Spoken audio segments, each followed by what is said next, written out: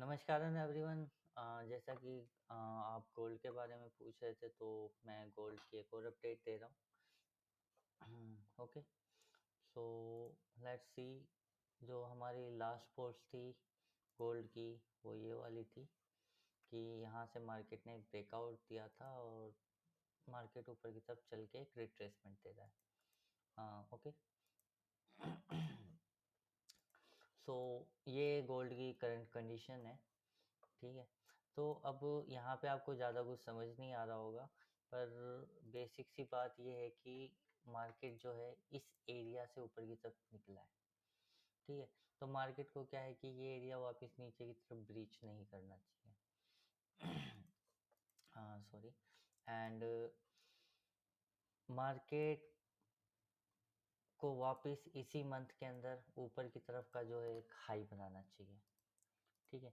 ये मार्केट की कंडीशन है, ठीक है। अगर मार्केट इसी मंथ में ऊपर की तरफ नहीं लेता है और यहीं कहीं फिनिश हो जाता है तो फिर हम ये मान सकते हैं कि हमारा 3 यहाँ कंप्लीट हो जाएगा, हमारा 7 यहाँ कंप्लीट हो जाएगा एंड मार्केट फर्दर फिर किसी टाइप का सीक्वेंस बनाएगा एंड मोस्ट प्रोबेबली या तो मार्केट वापस नीचे की तरफ जाने की कोशिश करेगा और नीचे अगर मार्केट जाने के लिए तैयार नहीं है तो यहाँ पे कहीं ना कहीं एक्स वेव बनाएगा और फिर ऊपर जाएगा, ठीक है। मतलब उससे पहले मार्केट कुछ ना कुछ कंसोलिडेटेड मूवमेंट देने की कोशिश करेगा। तो ये तो बात हो गई बड़े पैमाने की, ठीक है। तो ऊपर हाई ना कटने का क्या मीनिंग है वो मैंने आपको एक्सप्लेन कर दिया। अब करंट लेवल पे हम क्या करें। पहली बात 3 भी पेंडिंग है, 7 तो दूर है। तो करंटली जो है मार्केट अभी अगर हम वो स्मॉलर टाइम फ्रेम्स में जाएं और सिर्फ इस डिग्री पे फोकस करें, ठीक है, इसके ऊपर। तो मार्केट क्या है, यहाँ से एक लोअर हाई लोअर लो बना रहा था, ठीक है, इस टाइप से। एंड इन्हें ब्रेक करके वो अपने आप को साबित कर चुका है, ठीक है। तो मार्केट को जो है वापस ऊपर की तरफ के सीक्वेंस लेने चाहिए। जैसे लोअर लो बना रहा था सेम सीक्वेंस ये लोअर हाई के ऊपर की तरफ बनाएगा, ठीक है। अब इसने यहाँ पे भी क्या करा है, यहाँ पे इसने एक ये बॉटम बना दिया है, एक जॉइंट इसने यहाँ बनाया था। तो मोस्टली मार्केट जो है यहाँ से एक और लेग बनाएगा, हो सकता है कंसोलिडेटेड एक और दिन जो है मार्केट यहाँ पे निकाले। एनीवे देखो फ़र्क नहीं पड़ता वो मार्केट किस टाइप का यहाँ बिहेवियर लगता है, वो थोड़ी लाइव मार्केट की बात है, तो उस पे मैं उस पर अपडेट नहीं दे पाऊँगा, ठीक है। बट मेन क्या है कि आपके लिए ये एक इम्पोर्टेंट लो है, ये मार्केट का ब्रीच नहीं होना चाहिए, ठीक है।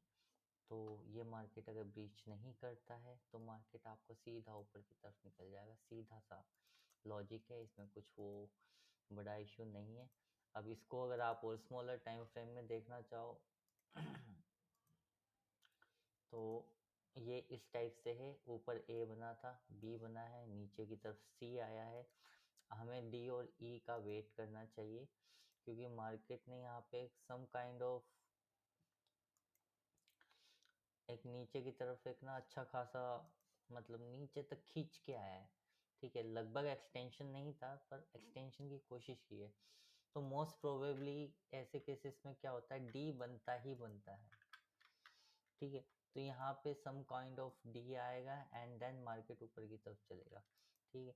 तो अगर आपको कुछ अच्छा लेवल मिलता है तो अगर आपको ये स्टॉप लॉस दूर नहीं लगता है तो आप यहाँ पे इस स्टॉप लॉस को लेके बाय कर सकते हैं। एंड ये आपके लिए अगर वो स्टॉप लॉस दूर है देन आप बाय मत करो, रिस्क मैनेजमेंट को मत तोड़ना, ठीक है।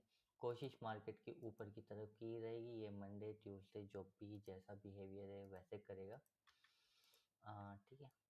तो ये है 1 से 2 दिन ले सकता है, ओके।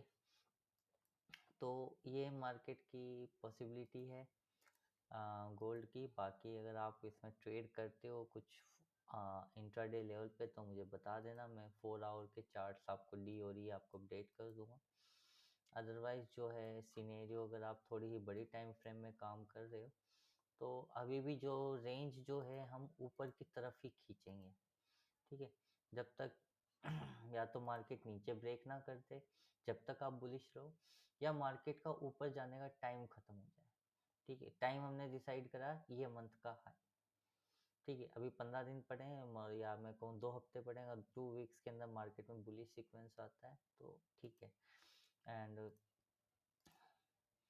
बुलिश सीक्वेंस को भी अगर आप चेक करोगे वीकली चार्ट्स के अंदर, अगर हम ये सब भी हाइड कर दें तो मार्केट ने क्या करा है, सीधी सीधी वीकली की कैंडल ऊपर की तरफ दी है। तो आप ये मान के चलो कि नेक्स्ट वीक भी बुलिश होना चाहिए। सिंपल कॉन्सेप्ट है ट्रेडिंग का। नेक्स्ट वीक आपको बुलिश सीक्वेंस ही रहेगा, तो अगर आप इंट्राडे भी ट्रेड कर रहे हो तो जो भी ऊपर के स्विंग्स आए उन्हें लें और नीचे के स्विंग्स को आप इग्नोर करें। ठीक है, सिंपल सा लॉजिक है। Anyway, thank you everyone. अगर आपकी कोई क्वेरी हो तो आप पूछ सकते हैं। Okay, thanks.